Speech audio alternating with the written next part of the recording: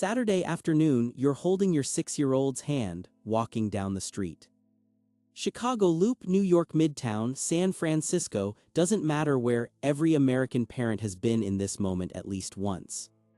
Your kid stops walking and looks up at you. "Mom, why is that man sleeping on the sidewalk?" And right there, in the next 3 seconds, whatever comes out of your mouth will build the lens this child looks through for the next 30 years, every time they pass someone on the street. Some parents kneel down and say, "That person is just like us, sweetie, they need help," and press $1 into their kid's hand. Some parents squeeze tighter and say, "Don't stare, stay close to me," and cross to the other side of the street. Both of those come from love, and both of those parents believe they are doing the right thing. But the answer you clicked on this video to find, the easily explained answer, is not here. Because this is not a question about whether to teach your child compassion or caution. The real question is this: your one sentence creates a cost, and that cost lands on someone. Who pays it? Today we open 2 doors, both are chosen by good parents, both are built on love.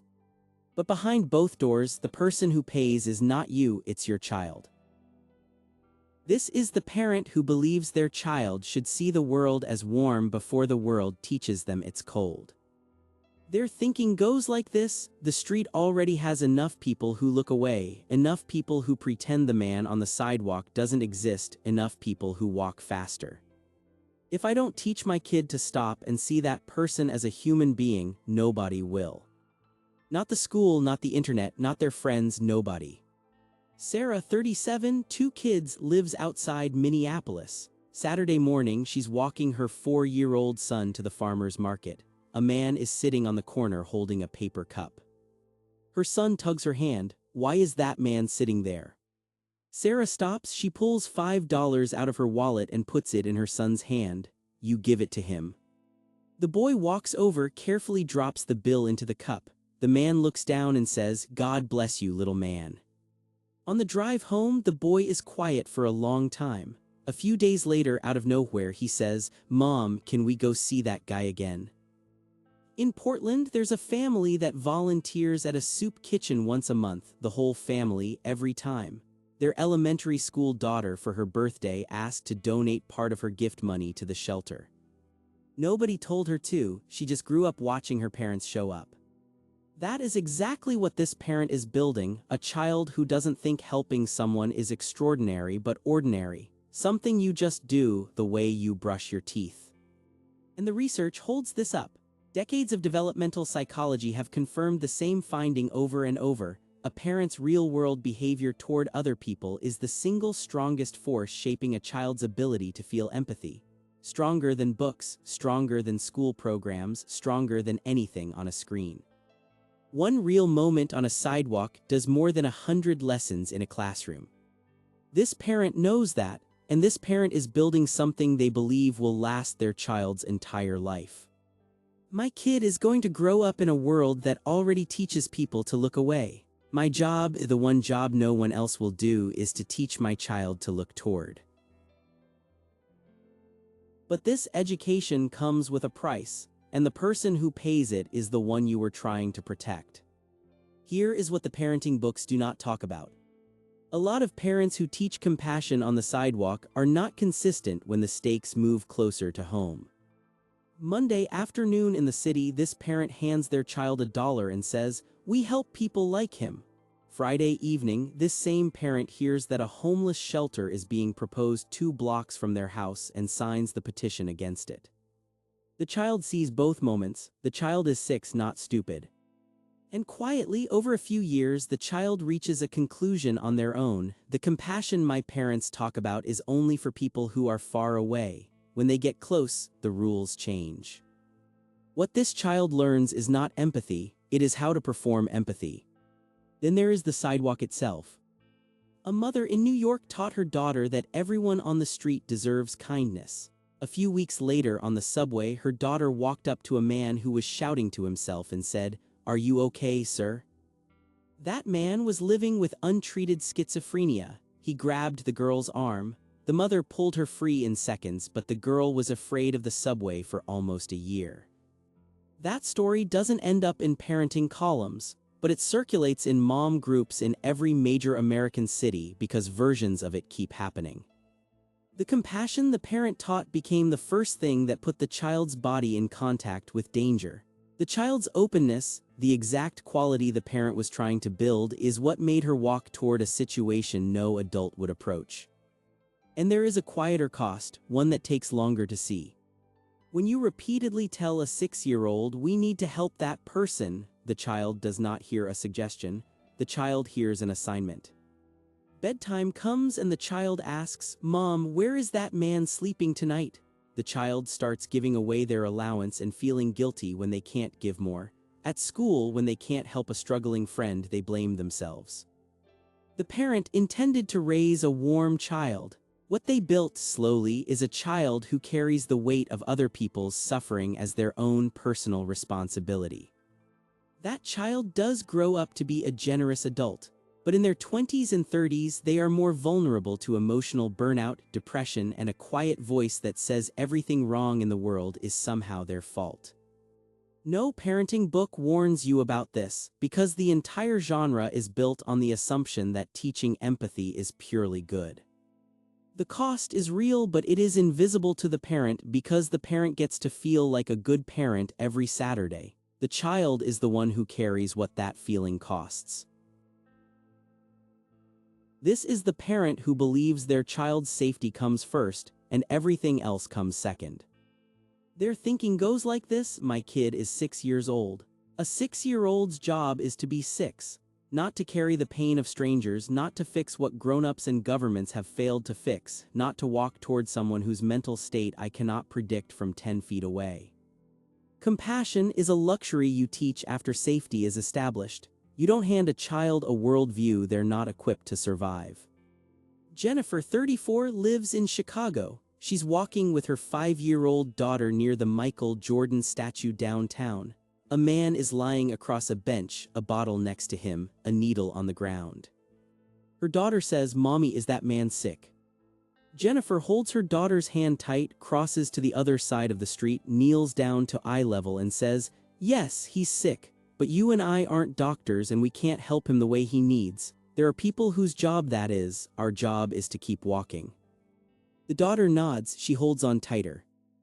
In Dallas, a father teaches his kids a set of rules they memorize from the time they can talk. Don't make eye contact with strangers on the street. If someone you don't know speaks to you, don't let go of my hand. A good adult never asks a child for something. His kids grow up with those rules in their bones. By the time they're teenagers going into the city with friends, the instinct is still there, a sense for when a situation doesn't feel right and the reflex to move away from it without hesitation. The American Academy of Pediatrics has said it plainly for years: teaching children to recognize and avoid unfamiliar and unpredictable situations is one of the most basic building blocks of keeping them safe. In 2024, 22% of adults experiencing homelessness had a serious mental illness. 18% had a substance use disorder. That is not a judgment on those people. It is a description of what a 6-year-old might be walking toward if no one teaches them to pause. This parent is not cold. This parent has done the math that every parent does in a split second on the sidewalk. The probability that something goes wrong is small, but the consequences if it does are enormous, and the person who pays those consequences is 4 feet tall. People call me harsh. I don't care. I need my kid to be alive at 30. That is the only thing I'm building toward. Everything else can wait. But this education has a price too. The difference is the bill doesn't arrive today, it arrives 20 years from now. When a parent says, "Don't look, keep walking," over and over, the child's brain is not recording a lesson about one specific person on one specific sidewalk. The child's brain is drawing a map. Clothes that are torn, Mom walked away. A person talking to themselves, Mom pulled me closer. Someone who smelled different, Mom crossed the street. After a few hundred repetitions, the map is finished, and what's written on it is not "homeless people are dangerous." What's written on it is "anyone who looks poor is a threat." The child doesn't know the map is there, but it runs everything. This shows up in school first. Child development researchers have tracked this pattern for years. Kids from homes with strong boundary training tend to sit farther from the classmate with worn-out shoes. They don't invite the kid on free lunch to their birthday party. They drift toward friends who look like them, dress like them, live like them. None of this is conscious cruelty. If you asked the child why, they'd say, "I don't know, they're just kind of weird." But that feeling has a source, and the source is a sidewalk from years ago where a parent's hand squeezed tighter. By 6th grade, the friendship lines in a classroom have already hardened along economic lines. Teachers see it, they talk about it in private, they don't know how to fix it. Now stretch the timeline forward. This child turns 25, 30, 35. They hear that a low-income housing project, Section 8, the Federal Rental Assistance Program, is coming to their neighborhood. They feel something in their stomach before they can even think about it. Not a thought, a reflex. They vote, they sign petitions, they show up at town halls, not because they hate poor people, but because their body learned a long time ago that poverty nearby means danger. They can't unlearn what was trained into them before they had words for it. Multiply that by 10,000 parents, 100,000 parents, 1,000,000 parents all teaching the same sidewalk lesson, and what you get 30 years later is the temperature of an entire society. A generation that says, "I support helping the homeless," and means it, right up until the shelter is proposed on their block.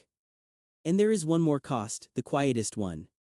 One day this child, now an adult, loses a job, gets divorced, gets sick, finds themselves needing help for the first time in their life. And the map turns inward.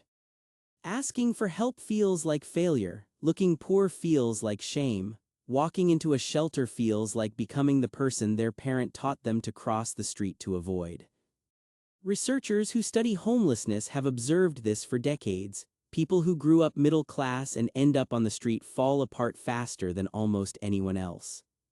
Not because their problems are worse, but because they never learned that needing help is something a person can survive. The parent who taught caution 25 years ago will never connect those dots. But the child, now grown, now struggling, now unable to ask for what they need, is still paying for a lesson that was taught on a sidewalk when they were 5. The cost does not disappear, it only moves. Teach compassion and your child pays today with their safety, with a weight too heavy for a 6-year-old's shoulders, with the slow discovery that your words and your actions don't always match. Teach caution and your child pays in 30 years with a map they can't erase, with a reflex they can't override, with the inability to ask for help on the day they finally need it. Both doors, same person paying, your child. And the middle road, "I'll just teach both," depending on the situation, exists in your head. It does not exist in your child's. Your child does not record your intentions. Your child records what you actually did last Saturday and the Saturday before that and the one before that. If those Saturdays don't match, the lesson your child learns is the oldest one there is: adults say one thing and do another. Every Saturday that comes, your child is watching your hand, whether it reaches for your wallet or reaches for their wrist to pull them across the street. That is the only textbook they are reading. You are not choosing between a right answer and a wrong answer. You are choosing which cost your child carries and for how long. So here is the only question this video leaves you with. 30 years from now, your child is an adult. If they are standing at a town hall voting to keep a shelter out of their neighborhood, are you the parent who built that? Or if they are in a subway car walking towards someone they shouldn't, are you the parent who built that? Which one can you live with?